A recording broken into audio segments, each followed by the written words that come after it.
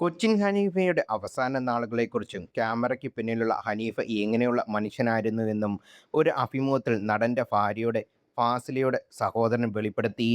തൻ്റെ ദിവസങ്ങൾ എണ്ണപ്പെട്ടു കഴിഞ്ഞുവെന്ന് കൃത്യമായ ബോധം അദ്ദേഹത്തിന് ഉണ്ടായിരുന്നുവെന്നും പക്ഷേ തങ്ങൾ അതൊന്നും അറിഞ്ഞിരുന്നില്ലെന്നും അദ്ദേഹം പറഞ്ഞു. എല്ലാവർക്കും ഇഷ്ടപ്പെട്ട കലാകാരനായിരുന്നു അദ്ദേഹം. ഹനീഫയ്ക്കെക്കുറിച്ച് നല്ല കാര്യങ്ങൾ കേൾക്കുന്നത് ഞങ്ങൾക്കൊക്കെല്ലാം സന്തോഷമാണ്. മകൾക്ക് ഹനീഫയ്ക്ക് ഓർമ്മകളില്ല. കാരണം അവൾക്ക് 4 വയസ്സ് മാത്രമേ അന്നുള്ളൂ. പക്ഷേ ഹനീഫയ്ക്കെക്കുറിച്ച് അവർക്കെല്ലാം നന്നായി അറിയാം. ബാപ്പച്ചി എന്തായിരുന്നുവെന്ന് ആ 2 മക്കൾക്കും അറിയാം. അവസാനത്തെ 6 ആഴ്ചയായിരുന്നു സിനിമയിൽ ഹനീഫയുടെ പീക്ക് സമയം. ബാക്ക് ടു വർക്കാണ്. സെറ്റിൽ നിന്ന് സെറ്റിലേക്ക്. രാത്രി 3 മണിക്കൊക്കെയാണ് വീട്ടിൽ തിരികെ വരുന്നത്. മക്കൾ ഉറങ്ങിയിട്ടുണ്ടാകും. എന്നിരുന്നാലും അവരെ എടുത്ത് കെട്ടിപ്പിടിച്ച് കരയും. തൻ്റെ നാളുകൾ എണ്ണപ്പെട്ട് കഴിഞ്ഞുവെന്ന് അദ്ദേഹത്തിന് അറിയാം. അസുഖത്തെക്കുറിച്ച് ആരോടും പറഞ്ഞില്ല.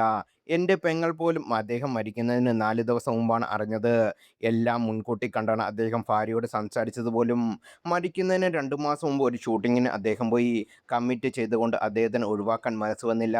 തൻ്റെ സ്ഥിതി മോശമാണെന്ന് ഷൂട്ടിംഗ് പോകരുതെന്ന് മമ്മൂക്കയും പ്രിയദർശൻ സാറും ഹനീഫയ്ക്കയോട് പറഞ്ഞിരുന്നു.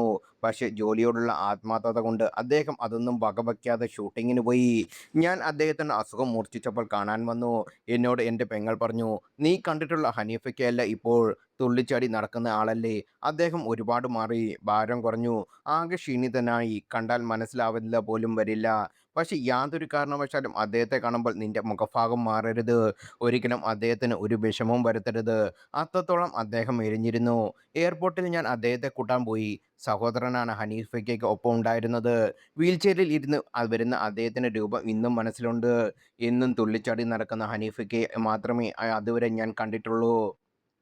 ആകെ ഷോക്കായി. പക്ഷേ പെങ്ങൾ പറഞ്ഞത് മനസ്സിലുണ്ടായത് കൊണ്ട് അതൊന്നും മുഖത്ത് വരാതെ ശ്രദ്ധിച്ചു. എന്നെ കണ്ടതും ആദ്യം എൻ്റെ ജീവിതത്തിലെയും ജോലിയെയും ഓരോ കാര്യങ്ങൾ ആദ്യം ചോദിച്ചു. അത്രത്തോളം കുടുംബത്തെ ചേർത്ത് പിടിക്കുന്ന വ്യക്തിയാണ്. തെലുങ്ക് പടത്തിൻ്റെ ഷൂട്ടിങ്ങിനാണ് അദ്ദേഹം പോയത്. ദുബായിലായിരുന്നു ഷൂട്ട്. അന്ന് അവിടെ വെറും കൊടും തണുപ്പായിരുന്നു. എന്നിട്ടും അസുഖത്തിനിടയിൽ അദ്ദേഹം തൻ്റെ രംഗങ്ങൾ സ്മാർട്ടായി അഭിനയിച്ച് പൂർത്തിയാക്കി.